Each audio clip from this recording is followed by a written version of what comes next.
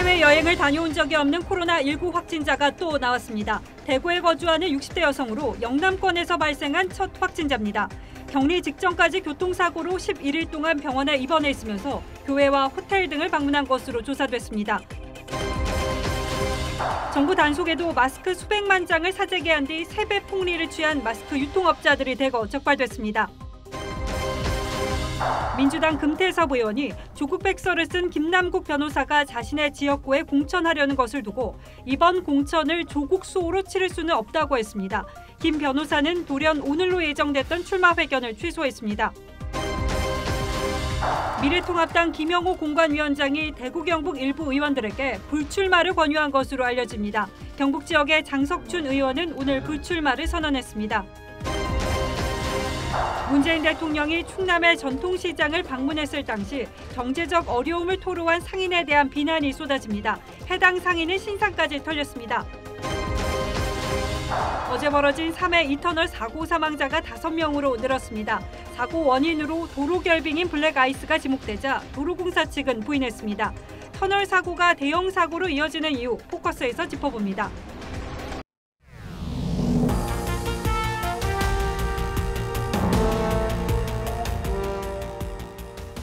여러분 안녕하십니까? 뉴스9의 신동욱입니다. 코로나19 사태가 사실상 지역사회 감염 상황으로 접어들었고 대통령이 비상경제시국이라고 할 만큼 경제에 미치는 영향도 갈수록 심각해지고 있습니다. 그리고 오늘 또 코로나19 확진자가 나왔습니다. 31번째 확진자고 이번에는 대구에서 발생했습니다. 29번, 30번 환자와 마찬가지로 해외여행을 다녀온 적도 없고 확진자를 접촉한 이력도 확인되지 않고 있어서 지역사회 감염 우려도 그만큼 더 커졌습니다. 특히 이 확진자는 의심 증세가 나타났는데도 검사를 거부하고 열흘 이상 보통 사람처럼 행동했습니다. 먼저 이 환자가 어디를 다녔는지 이심철 기자가 추적했습니다. 61살 여성인 31번 확진자가 지난 7일 교통사고로 한방병원에 입원했습니다.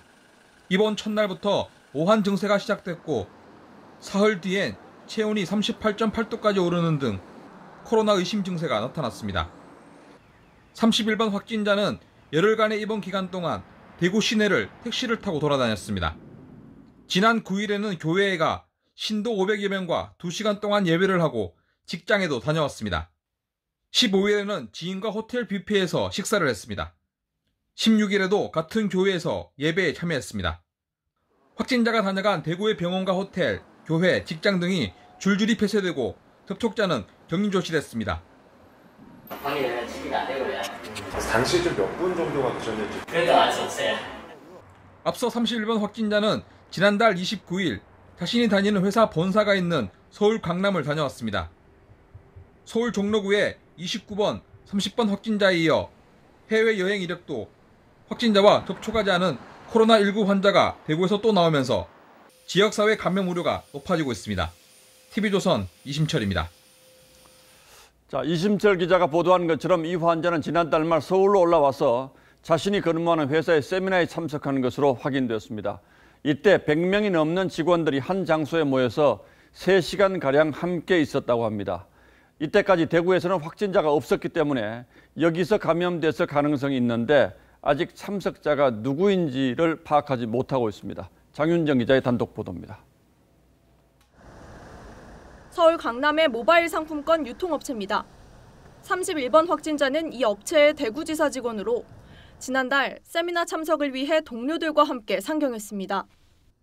같이 올라오신 분이 3분 아니면 4분 될 거야. 지금 그냥 전에 했지만 회사에서 올라오신 거지 다들. 모르는 분도 계시고. 31번 확진자는 지난달 29일 이곳에서 열린 본사 세미나에 참석했습니다. 세미나는 낮 2시부터 3시간가량 진행됐고 참석 인원은 100명이 넘는 것으로 알려졌습니다. 해당 업체의 전국 지점 직원들로 대부분 주부들입니다. 31번 확진자가 2월 7일 오한, 8일 인후통, 10일부터 발열 증상을 보인 걸 감안하면 1월 29일 세미나가 감염원이었을 가능성을 배제할 수 없습니다. 세미나를 마친 뒤 지방에서 올라온 직원 15명 정도가 본사 사무실에 들렀고 근처 식당에서 식사도 했습니다. 기사 있는 몇 분, 본사 어떻게 생겼는지 구경한다고 구경만 하고 식당을 안 가고 왜 뭐? 31번 확진자의 감염 경로를 확인하기 위해 세미나 참석자에 대한 역추적이 시급해 보입니다.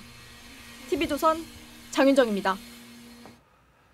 80대 남편과 60대 부인, 그러니까 29번, 30번 부부 환자의 감염 경로도 아직은 오리무중입니다. 보건당국이 이 가운데 아내 60대 여성의 동선을 추가로 파악했는데 기침 등의 증세가 있는 상태에서 지인들과 함께 지하철을 타고 인천을 다녀온 것으로 확인됐습니다. 계속해서 정은혜 기자가 보도합니다. 30번째 확진자인 60대 여성 A씨는 지난 10일 오전 지인들과 같이 동대문에서 1호선 지하철을 탔습니다. 이후 중간에 여러 차례 완승해 인천공항까지 간 뒤 다시 자기 부상 열차로 갈아타고 간 곳은 인천 용유도였습니다. 지하철 이용 내역에 대해서는 그 세부적인 역명이나 이런 부분들은 확인은 가능한 상황입니다.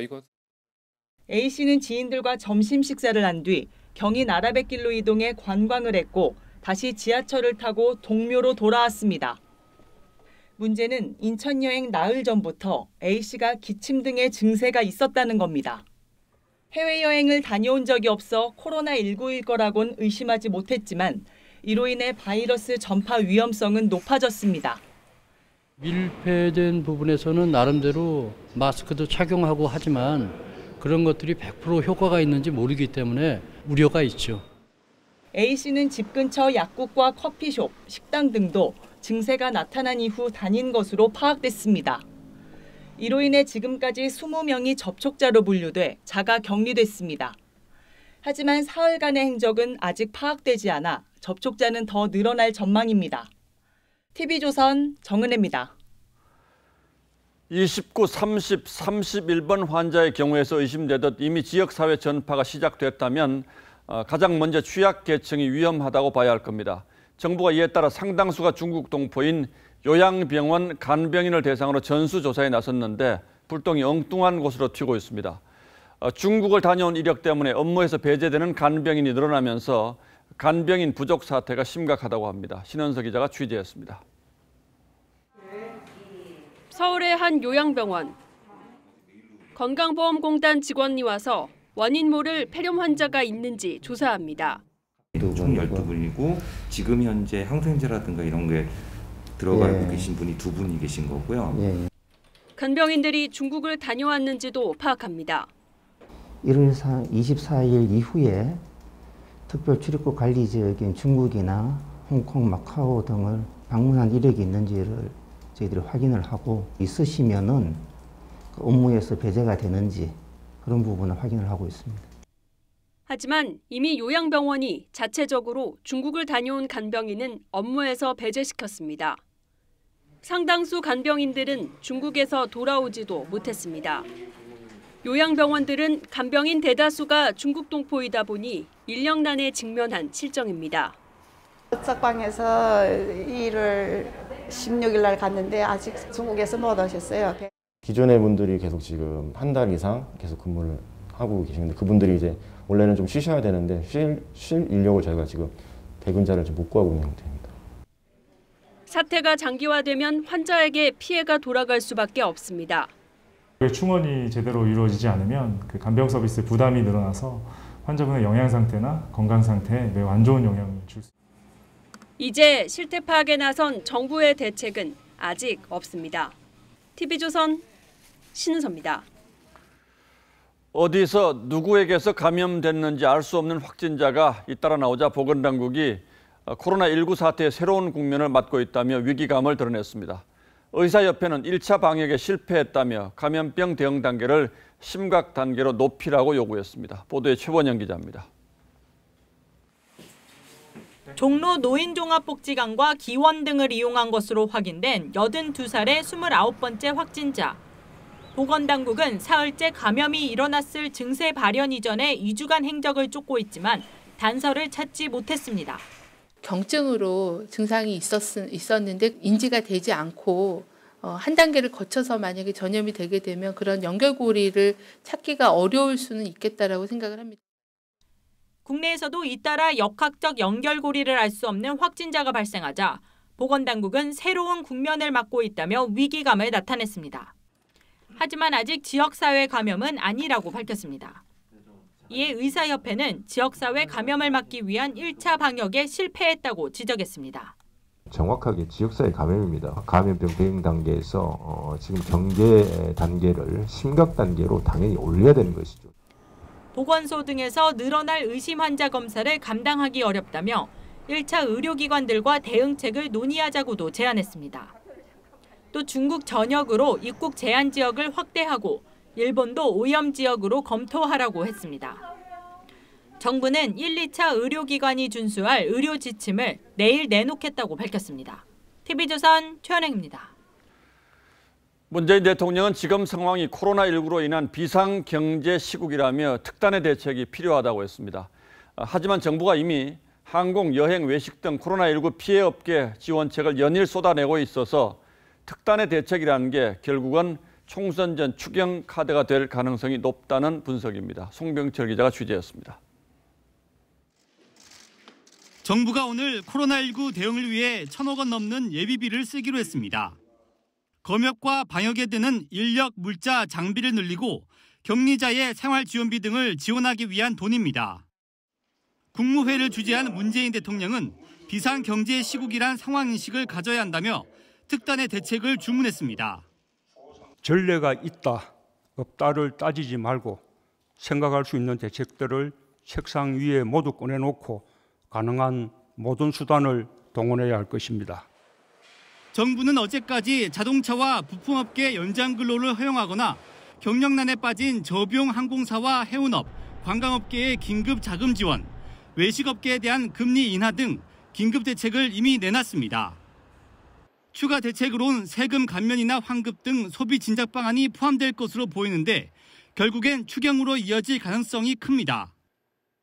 2015년엔 메르스의 최악의 가뭄까지 맞물려 11조 원대 추경을 편성했고 공연 티켓 1+1 판매 등 소비 진작책이 시행됐습니다.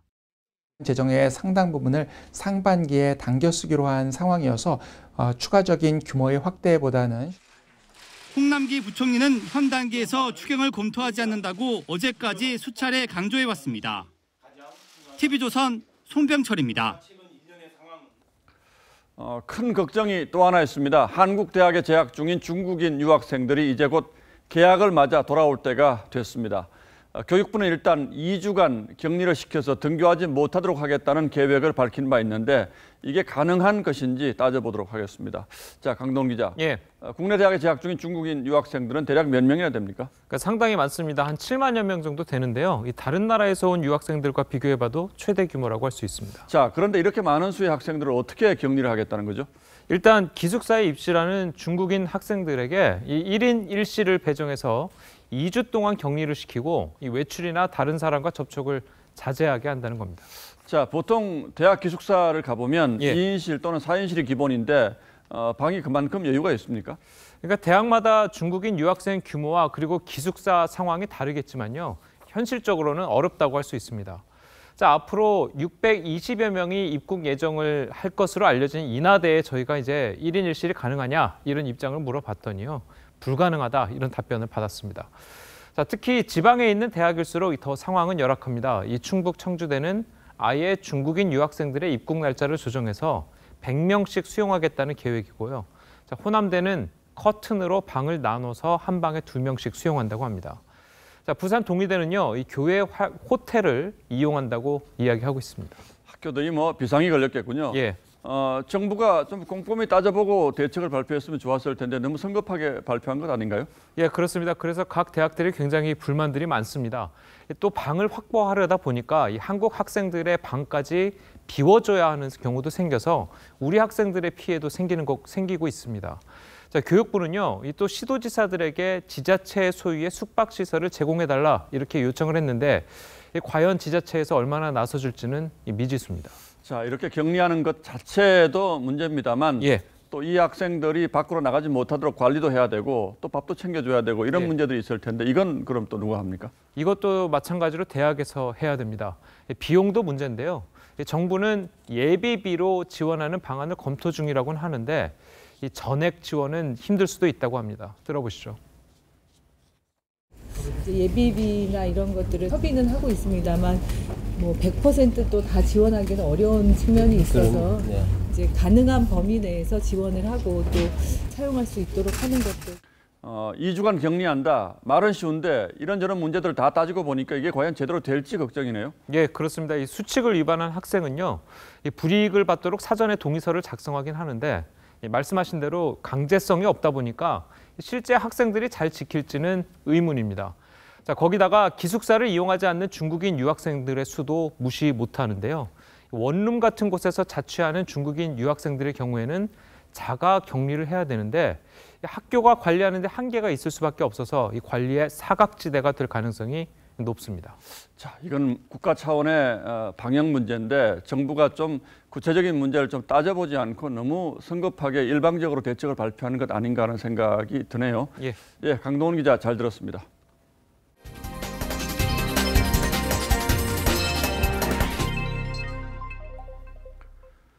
조국 백서 필자 중에 한 명인 김남국 변호사가 민주당 금태섭 의원 지역구에 출마한다는 소식을 어제 전해드린 바 있는데 검의원은 이를 겨냥해 이번 선거를 조국 수호 선거로 치를 수 없다고 비판했습니다.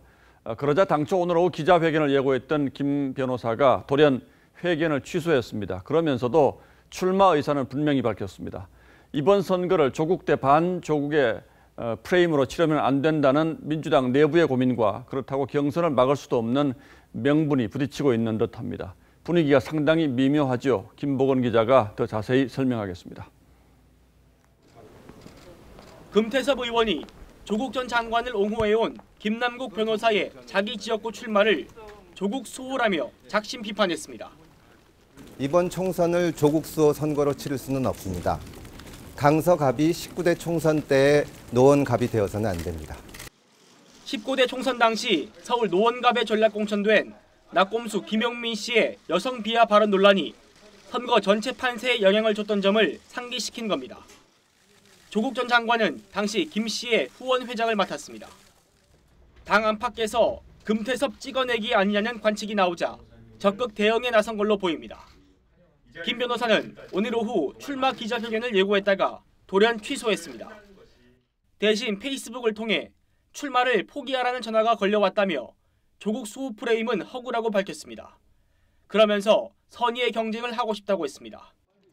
한발 후퇴했지만 극렬 지지층을 자극해 출마 명분을 쌓겠다는 의도로 보입니다. 진중권 전 교수는 대의민주주의를 파괴하는 문파 파쇼들의 후보를 절대 국회로 보내서는 안 된다고 썼습니다. TV조선 김보건입니다. 어제 출범한 미래통합당이 대구 경북 지역 물갈이에도 시동을 걸었습니다. 김영호 공천관리위원장이 컷오프 대상으로 지목된 의원들에게 이른바 명예로운 불출마를 설득하고 있는 것으로 알려졌습니다. 경북 구미열의 초선 장석준 의원이 가장 먼저 이 불출마 대열에 합류했습니다. 따라서 이번 주 중에 불출마를 선언하는 의원들이 더 나올 가능성이 높은데 TK 지역 현역 의원들의 반발도 만만치 않습니다. 이채림 기자가 취재했습니다. 장석춘 의원은 불출마 이유로 재작년 구미시장 선거 패배를 들었습니다. 박정희 전 대통령 고향인 구미에서 대구 경북 최초로 민주당 후보가 당선된 데 책임지겠다는 겁니다. 누군가는 반드시 책임져야 한다는 생각에 하루도 마음 편할 날이 없었습니다. TK 지역에서는 정종섭, 유승민 의원에 이어 세 번째로 미래통합당 전체로는 19명째입니다. 앞서 김형호 공천관리위원장은 장 의원에게 명예로운 퇴진의 길을 열어줬습니다. 나라를 위해서 그리고 또 지역구의 새로운 모습을 위해서 살신성인하는 그런 자세를 보여주는 것은 높이 평가하고. 김 위원장은 TV조선에 컷오프 명단을 발표하면 국민 속은 시원하겠지만 국가를 위해 일했던 당사자들은 망신을 당하게 된다고 말했습니다. 김 위원장은 상당수 의원에게 용퇴를 요청한 것으로 확인됐습니다. 인천의 3선, 경북의 재선과 초선 한 명씩에게 연락이 가면서 거취를 고민하고 있습니다. 요즘 미래통합당 의원들 사이에선 김형호 위원장의 전화를 받았냐는 게 안부 인사가 되고 있습니다. 김 위원장의 칼날이 초대선 의원들로까지 향하면서 현역 물갈이 폭이 절반을 넘을 것이란 관측이 힘을 얻고 있습니다. TV조선 이채림입니다. 바른미래당 비례대표 의원 9명이 이른바 셀프 제명 방식으로 탈당을 하면서 바른미래당이 사실상 빈 껍데기 정당으로 전락했습니다. 하지만 손학규 대표는 여전히 대한신당, 민주통합당과의 통합을 거부하면서 이 셀프 제명 역시 인정할 수 없다는 입장이어서 당 내분 사태가 그야말로 점입가경입니다. 결국 손학규 대표 한 명만 남기고 모두 당을 떠나는 코미디 같은 상황이 올 것이란 전망도 있습니다. 차정성 기자가 보도합니다. 바른미래당은 의원총회를 열고 소속 의원들에 대한 셀프 제명안을 의결했습니다. 이태규, 김수민 의원 등 안철수계 5명과 김중로, 이상돈, 임재훈, 최도자 의원까지 모두 9명입니다. 결국 국회에서 캐스팅 보드 역할을 제대로 하지 못하고 오늘 스스로 이렇게 붕괴되는 그 모습을 보면서 정말 착잡한 마음이 금할 수가 없습니다. 비례대표 의원은 탈당이 아닌 제명 시 의원직을 유지한 채 당적 이동이 가능합니다. 안철수계 5명은 국민의당에 합류하고 김중로 의원은 미래통합당 입당이 예상됩니다. 지역구 의원들인 김동철, 박주선, 주승용, 권은희 의원 등 4명도 곧 탈당할 예정입니다. 손학규 대표는 정당법과 당원 제명에 관한 당원 당규에 위배돼 인정될 수 없다고 했습니다. 하지만 손 대표를 제외한 의원들의 통합 행보로 바른미래당 해체도 빨라질 거란 관측이 나옵니다. TV조선 차정승입니다. 이번 총선 최대 빅매치로 꼽히는 이낙연 전 총리와 황교안 대표의 종로 맞대결이 성사된 지 오늘로 12일째입니다. 미니 대선으로 평가될 만큼 뜨거운 승부가 펼쳐지고 있는데 두 후보의 종로 공략법을 이태희 기자가 분석했습니다. 이낙연 전 총리는 오늘 종로 선거사무소에서 주민들과 처음으로 공개 면담 행사를 가졌습니다. 매번 이 선거사무소에 들르기가 어렵기 때문에 요일과 시간을 정해서 그 마음에 부응하도록 최선을 다하겠습니다. 매주 2차례 이 같은 행사를 가질 예정입니다.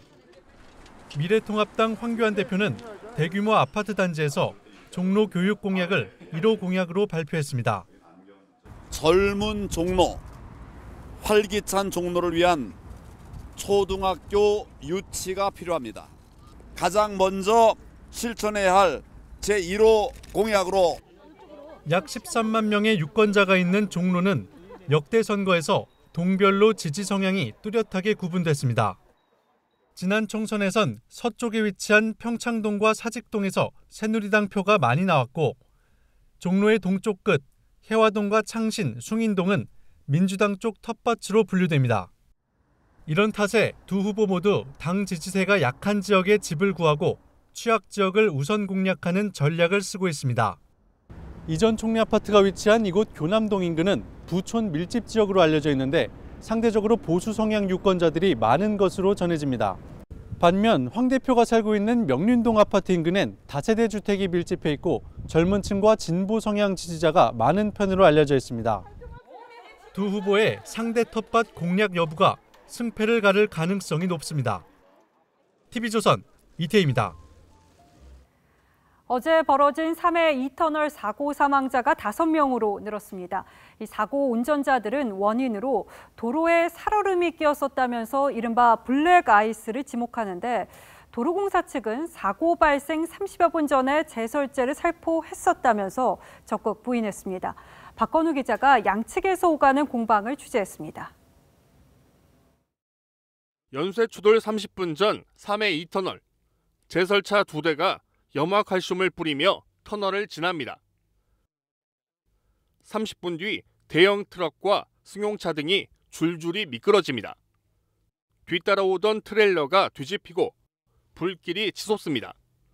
제설 작업을 한 지 30분 만에 같은 장소에서 대형 참사가 벌어졌습니다. 사고 운전자들은 빙판길을 사고 원인으로 지목합니다. 하지만 도로공사는 터널 제설 작업을 했다며 과속 등 운전자의 부주의 가능성을 주장했습니다. 제설 작업을 이제 충분히 했고요. 빙판길이나 미끄러 그거는 조금 아니지 않나 싶. 경찰이 오늘 사고 현장을 합동 감식했지만 뚜렷한 사고 원인은 확인되지 않았습니다. 전문가들은 폭설과 영하의 기온 속에서 찬바람이 유입되는 터널 입구는 제설 작업을 했더라도 위험할 수 있다고 지적합니다. 터널 입구라든가 터널 출구 같은 경우는 일반적인 지역보다는 약간 더 온도가 낮다고 보시면 될 거예요. 지열이 없으니까. 오늘 사고 현장에서 2명이 숨진 채 발견되면서 3회 2터널 사고 사망자는 3명에서 5명으로 늘었습니다. TV조선 박건우입니다. 네, 앞서 보신 것처럼 어둡고 폐쇄된 터널 내 교통사고는 대형 인명피해로 이어지기 쉽습니다. 실제로 터널 내 사고 치사율은 일반 교통사고의 2배를 넘는데요.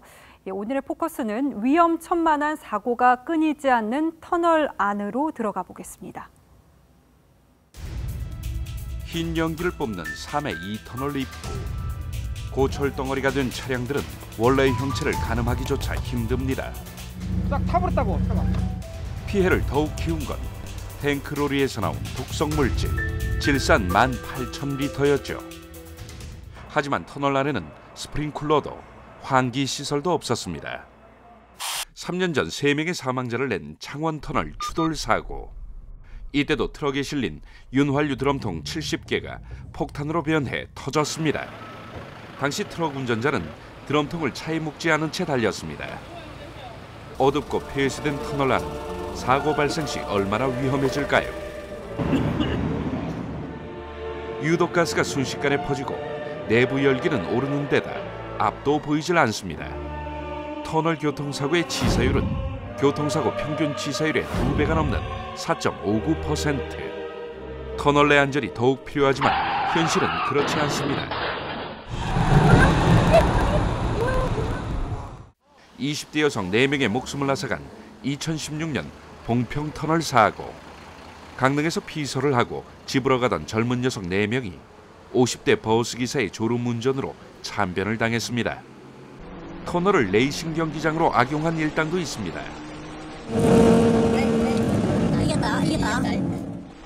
자동차 폭주족들이 길이가 정확히 2km인 한 터널에서 수시로 기록 단축 경쟁을 하다 붙잡혔습니다.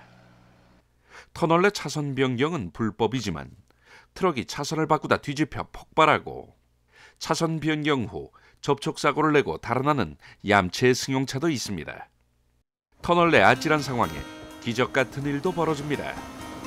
화염에 휩싸인 트럭에 정장 차림의 남성들이 나타나더니 익숙한 솜씨로 불을 끕니다. 마치 문상을 가던 소방관들이 현장에 있던 덕분이었죠. 터널을 달리던 유치원 버스가 넘어진 사고 때는 주변 시민들이 망치와 골프채 등을 들고 달려와 유리를 깨고 유치원생 21명 전원을 구조했습니다. 하지만 이런 행운을 마냥 기대할 순 없죠. 시민들의 안전의식과 함께 터널 시설의 안전 확충도 중요합니다. 도로교통공단이 2017년 12월 발표한 사고 발생 터널 112곳 조사 결과 대피시설, 조명, 노면 등에서 500건에 달하는 개선점이 발견됐습니다. 뉴스나인 포커스였습니다. 오늘 한 인터넷 매체에서 영화배우 하정우 씨의 프로포폴 상습 투약 의혹을 제기했는데요. 이 하정우 씨 측은 흉터 치료 목적이었다면서 약물 남용은 없었다고 해명했습니다. 백연상 기자입니다. 배우 하정우 씨가 불법 프로포폴 투약 의혹을 전면 부인했습니다. 하 씨 소속사는 오늘 해명 자료를 내고 하 씨가 얼굴 흉터를 치료할 때 의사의 처방하에 수면 마취를 한 적은 있지만 불법 투약은 없었다고 주장했습니다. 2019년 1월경부터 9월경까지 약 10회 정도 강도 높은 레이저 치료를 받을 때 수면 마취를 시행한 것이 전부이며 어떠한 약물 남용도 없다는 것입니다. 동생의 명의로 진료를 받았다는 의혹에 대해서도 해명했습니다. 의사의 요청에 따라 소속사 대표인 동생의 이름과 정보를 줬는데 병원에서 실제로 어떻게 사용했는지는 알지 못했다고 했습니다. 하 씨는 수개월 동안 병원 측과 나눈 문자 메시지가 남아있다면서 이를 보면 치료 목적이었다는 점이 확인된다고 주장했습니다. 그러면서 수사기관이 사실 확인을 요청한다면 적극적으로 협조할 계획이라고 덧붙였습니다. 현재 프로포폴 불법 투약 의혹은 서울중앙지검 강력부가 수사하고 있습니다. 검찰의 수사 선상에는 하정우 씨를 비롯해 재벌가 자재와 연예기획사 대표, 그리고 유명 패션 디자이너 등 10명 가까운 인물이 올라 있는 것으로 전해졌습니다. 검찰은 조만간 소환 조사에 나설 것으로 보입니다. TV조선 백연상입니다. 이춘재는 그동안 살인사건 14건을 자백했죠. 경찰이 거짓말 탐지기에 이어서 이춘재를 최면 상태로 유도해가면서 추가 살인 여부를 조사하고 있는데 이춘재는 거짓말 탐지기 결과와 달리 추가 살인을 강하게 부인하고 있습니다. 주원진 기자입니다. 청주의 한 마을에 있는 낡은 다리입니다. 지난 1992년 4월 A양이 다리 아래 땅속에서 숨진 채 발견됐습니다. 시신 발견 당시 모습으로 볼 때 이춘재 소행이 의심되는 사건입니다. 근데 여자 사체가 나왔는데 그때 반지 하나 나왔어요. 인적사항도 안 나오고. 묶어놓은 하는데. 지난 1989년 7월 수원의 한 농수로에서도 16살 B양이 비슷한 모습으로 숨진 채 발견됐습니다. 이춘재가 자백한 14건에 포함되지 않은 사건들입니다. 경찰은 이 사건들이 이춘재 소행인지를 확인하기 위해 거짓말 탐지기 검사와 법최면까지 동원했습니다. 청주 사건에 대한 거짓말 탐지기 조사에서는 음성 판정이 난 것으로 전해집니다. 이춘재가 거짓말을 하면서 범행을 부인한다는 의미입니다. 언론의 주목을 받기에 이르렀는데 그런데 계속 그 여죄 부분을 들이미는 데에 좀 심경의 변화? 뭐 아무것도 안 변했으니까 본인의 처지가. 이춘재가 적극적으로 자백하던 태도를 바꿔 입을 닫으면서 경찰은 추가 범행 수사에 애를 먹고 있습니다. 게다가 관련 사건들의 수사 기록도 이미 폐기된 상황이라 경찰이 이춘재 자백을 유도할 증거를 찾기는 쉽지 않아 보입니다. TV조선 주원진입니다. 정부 단속에도 마스크 수백만 장을 사재기 한 뒤에 3배가 넘는 폭리를 취한 마스크 유통업자들이 대거 적발됐습니다. 이상배 기자입니다. 창고 안에 상자가 가득 쌓여 있습니다. 겉면엔 KF94 마크가 선명합니다. 코로나19로 마스크 수요가 급증하자 대량으로 사재기를 한 겁니다. 국세청이 적발한 마스크 매점 매석 업자는 모두 11명입니다. 한 도매업자는 페이퍼 컴퍼니를 이용해 400원짜리 마스크 230만 장을 사들인 뒤 3배 넘는 1,300원에 판 것으로 나타났습니다. 이렇게 올린 부당이득이 13억 원이나 됩니다. 가짜 세금 계산서나 차명 계좌를 이용해 판매 수익을 은닉한 마스크 도매업자도 적발됐습니다. 이와 함께 수백만 원 고액 수강료를 받는 이른바 일타 강사와 입시 컨설팅 업체들도 조사 대상에 올랐습니다. 한 입시 컨설턴트는 강좌당 500만 원 넘는 수익을 탄로한 뒤 아내 명의로 강남에 20억 원대 고가 아파트를 장만한 것으로 나타났습니다. 고위 공직자로 퇴직한 뒤 개업해 막대한 수익을 올린 변호사와 회계사, 변리사 등 이른바 정관특혜 전문직 28명도 덜미가 잡혔습니다. 반칙과 특권을 통한 탈세 행위에 대해서는 강력 대응해 나가겠습니다. 국세청은 이번에 적발된 138명에 대해 본인은 물론 가족들의 재산 형성 과정까지 꼼꼼하게 들여다볼 예정입니다. TV조선 이상배입니다.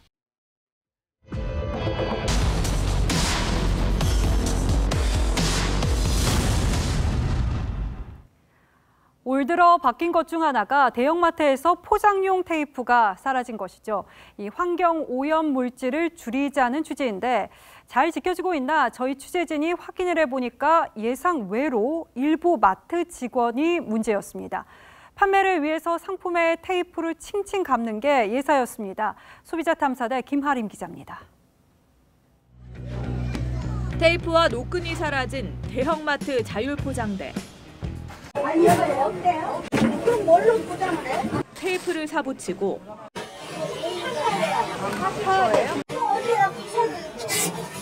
장바구니도 구매합니다. 교육복을 사가지고 와야 되니까 이중으로 불편해요. 이것도 우리가 사와야 되잖아요. 환경부가 1월부터 대형마트 포장대에서 테이프와 끈을 없애면서 벌어지는 소동입니다. 대형마트 3사의 플라스틱 소재 테이프와 끈 사용량은 연간 658톤.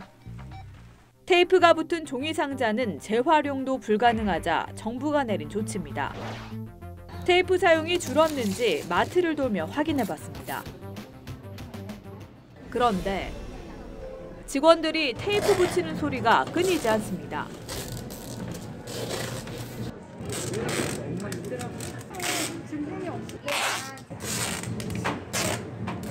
하나 더 상품은 물론 과일과 참치캔, 휴지, 유제품까지 수많은 상품이 테이프로 묶였습니다. 여러 번 둘둘 감기도 예사.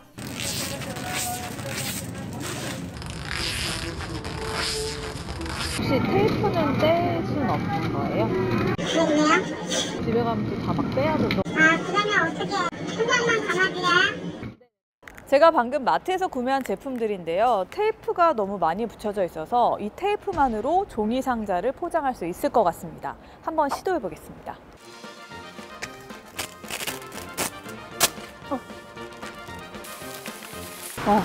제품 하나로 테이프 붙이는 데 성공했습니다.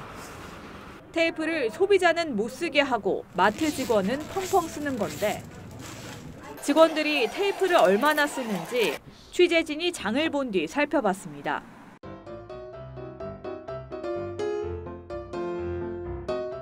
마트에서 6개 제품, 약 5만 원어치의 제품에 붙어 있는 테이프를 이어봤습니다. 무려 7m가 넘는 길이가 나왔습니다. 소비자가 포장할 때 필요한 테이프는 1m 남짓. 상품 대여섯 개만 사도 마트 측이 67배 많은 테이프를 소비하는 겁니다. 안에서는 저렇게 엄청난 이렇게 테이프를 사용을 하고 그다음 노끈을 사용하는데 밖에서는 사용하지 못한다. 이중적인 잣대잖아요. 택배 주문 시에도 테이프 등 포장이 과도하다는 지적이 끊이지 않습니다. 주요 배송업체 3곳에서 바나나와 계란 등 4가지 상품을 주문했더니 종이 상자와 비닐 포장, 냉매 등 겹겹이 포장재는 물론 테이프도 빠지지 않고 칭칭 감겨 있습니다. 규모가 큰 온라인의 경우에는 그대로 놔두고 규모가 작은 오프라인의 경우에만 테이프를 규제한다라는 것은 조금 주먹구구식 행정이 아닌가. 지난 5년 동안 국내 플라스틱 폐기물 발생량은 30% 증가했는데 전체 73%가 사업장에서 배출됐고 가정은 27%였습니다. 결국 대형마트 등 판매자의 적극적인 노력 없이는 플라스틱 폐기물 줄이기는 요원하다는 분석입니다. 안 쓴다 그러더니 많이 쓰대. 아 그래요? 여기도. 어디가 많이 써요? 아니 뭐 다 댕겨보면 담아주더만 그냥. 환경오염 주범 테이프 줄이기. 불편은 소비자의 몫일까요? 소비자 탐사대였습니다. 다음 뉴스입니다. 민주당만 빼고라는 제목의 신문 칼럼을 민주당이 검찰에 고발한 데 이어서 사과가 또 깔끔하지 못했다는 비판이 쏟아지자 이인영 원내대표가 뒤늦게 결국 머리를 숙였습니다. 하지만 이미 타이밍을 놓친 사과였던 데다 당 대변인이 칼럼 고발은 현행법이 허락하는 방식이었다고 또 뒤끝을 보이는 바람에 이 역시 빛을 잃었습니다. 보도에 홍혜영 기자입니다. 더불어민주당 이인영 원내대표가 국회 연설에서 민주당만 빼고라는 칼럼 논란에 사과했습니다. 집권여당의 원내대표로서 그동안 국민 여러분들께 심려를 끼쳐드린 점에 대해서 송구스럽다는 말씀을 드립니다. 고발 논란이 불거진 지 닷새 만에 지도부가 처음 사과한 겁니다. 고발 당사자였던 이해찬 대표는 여전히 침묵했습니다.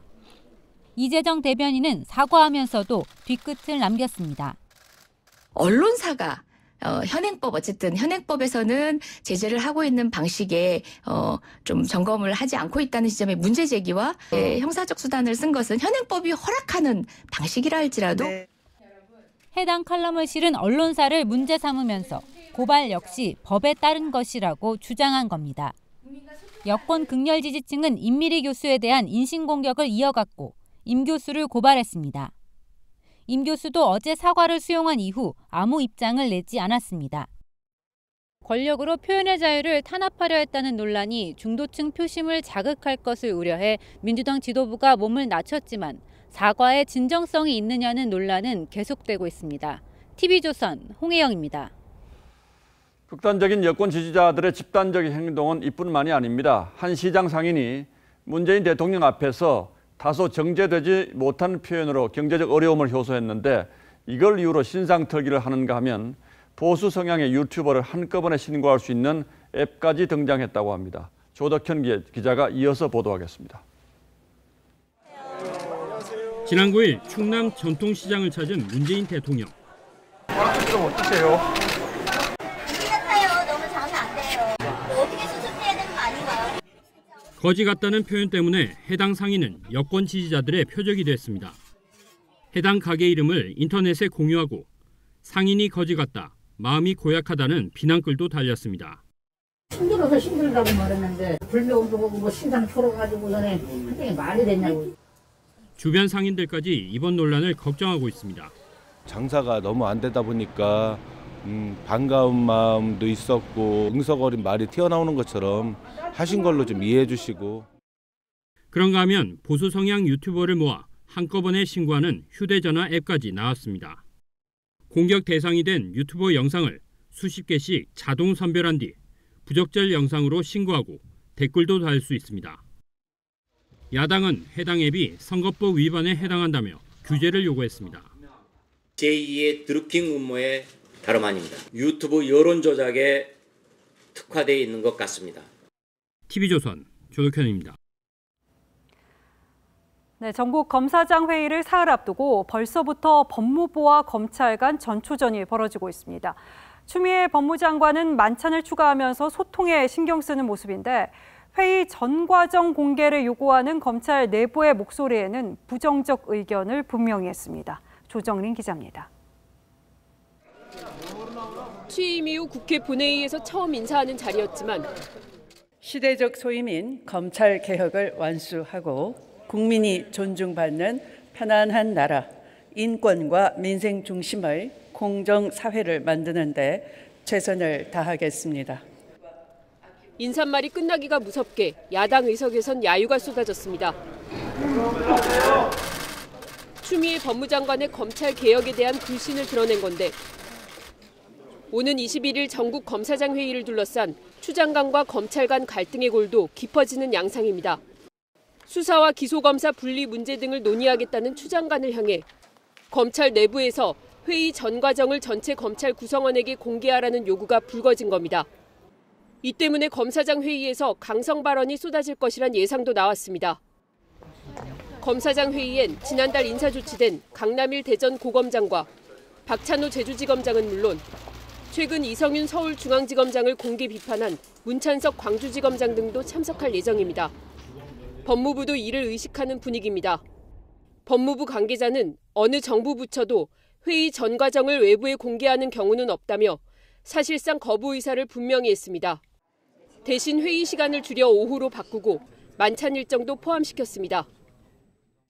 검찰의 반발 기류에 추미애 법무장관이 수사 기소검사 분리 강행에서 스킨십 강화로 급선회한 게 아니냐는 분석도 나옵니다. TV조선 조정린입니다. 미국 법무장관이 전직 법무부 관리와 검사들로부터 사임 압력을 받고 있습니다. 이른바 러시아 스캔들 수사에서 검찰이 트럼프의 측근에게 구형한 형량을 법무부가 줄이겠다고 밝히면서 벌어진 일인데요. 그런데 갑자기 트럼프의 개인 변호사라고 불리고 비난을 받고 있는 법무부 장관이 트럼프를 공개 저격하는 발언을 해서 진실성이 있는 건지 사전에 모의한 건 아닌지 의문이 이어집니다. 송무빈 기자가 보도합니다. 현지 시간 13일 윌리엄 바 미 법무장관은 ABC 뉴스와의 인터뷰에서 트럼프 대통령을 비판했습니다. Make it impossible for me to do my job and to assure the courts and the prosecutors in the department that we're doing our work with integrity. 대통령 개인 변호사란 비아냥을 듣던 인물이라 파장이 컸습니다. 2016년 대선 당시 트럼프의 러시아 스캔들을 수사 중인 검찰이 대통령 비선 참모 로저 스톤에 대해 위증과 수사방해 등 혐의로 징역 7년에서 9년을 구형하자 트럼프는 불쾌감을 드러냈는데 몇 시간 뒤 법무부가 형량을 낮추겠다고 나섰습니다. Roger Stone was treated horribly. I want to thank the Justice Department. 이에 반발한 담당 검사 4명 전원은 사표를 던졌고 법무부 전직 관리들은 장관 사임 촉구 성명을 내 이제껏 2,000명이 넘게 서명했습니다. 성명은 대통령의 개인적 요청을 실행하는 바장관의 행동은 대통령의 트윗을 비난하는 그의 말보다 더 크다고 지적했습니다. 바장관의 대통령 공개 비판조차 대통령과 공모한 것이란 추측도 나오고 있습니다. TV조선 송무빈입니다.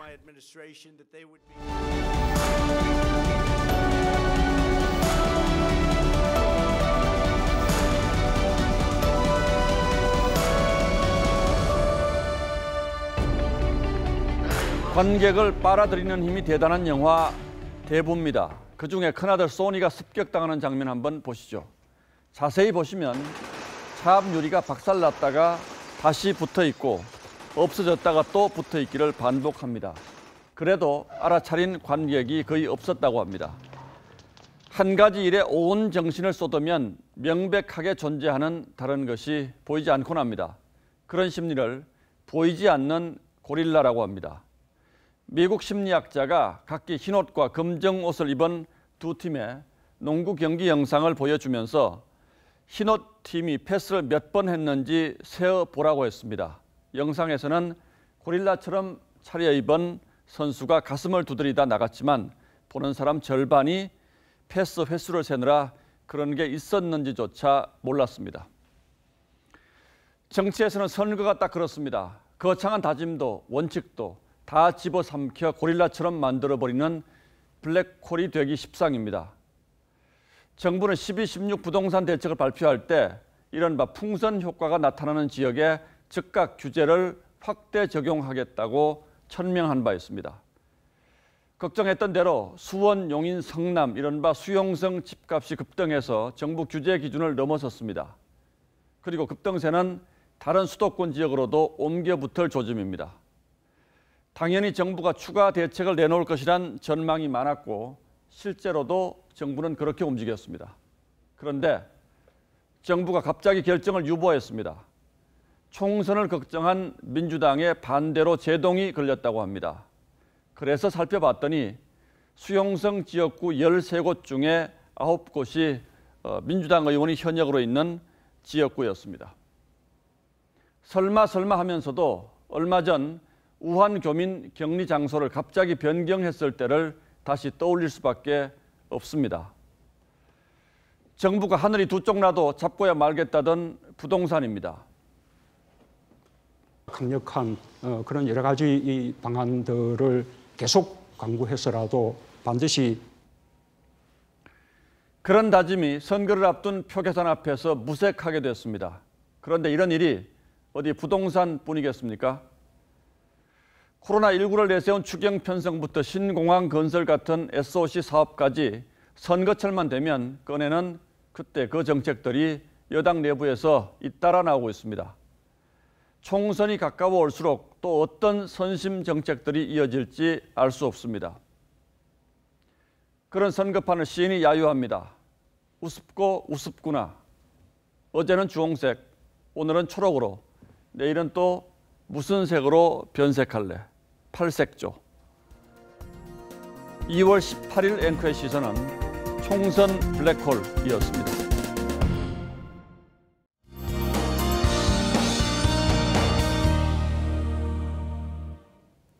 내일은 바람이 잦아들고 다시 포근한 날씨가 돌아오겠습니다. 서울 아침에 영하 3도에서 시작해 한낮에는 무려 9도까지 껑충 오르겠습니다. 날씨 변화가 심한 만큼 건강관리 잘하셔야겠고요. 다른 지역은 청주가 11도, 부산 12도, 전주 9도 등으로 오늘보다 5도 이상 높겠습니다. 보통 이렇게 추위가 누그러지면 공기가 탁해지기 쉬운데요. 내일은 미세먼지도 없겠습니다. 비 소식도 없고 외출하기 정말 좋겠고요. 빨래도 잘 마르겠습니다. 다만 세차는 다음 주로 미루시는 게 좋겠는데요. 금요일과 토요일 사이 전국에 비가 오겠습니다. 참고하시면 좋겠고요. 날은 당분간 포근하겠습니다. 날씨였습니다. 어제 앵커의 시선에서 여론조사를 인용하면서 현 정부 견제를 위해서 야당 후보가 많이 당선돼야 한다는 응답이 현 정부 지원을 위해서 여당 후보가 많이 당선돼야 한다는 응답을 앞섰다고 전해드렸습니다. 하지만 오차 범위 이내의 격차였기 때문에 앞섰다는 표현은 부적절했습니다. 사과드리며 바로잡겠습니다. 예, 뉴스9 여기서 마치겠습니다. 네, 시청해주신 여러분 고맙습니다.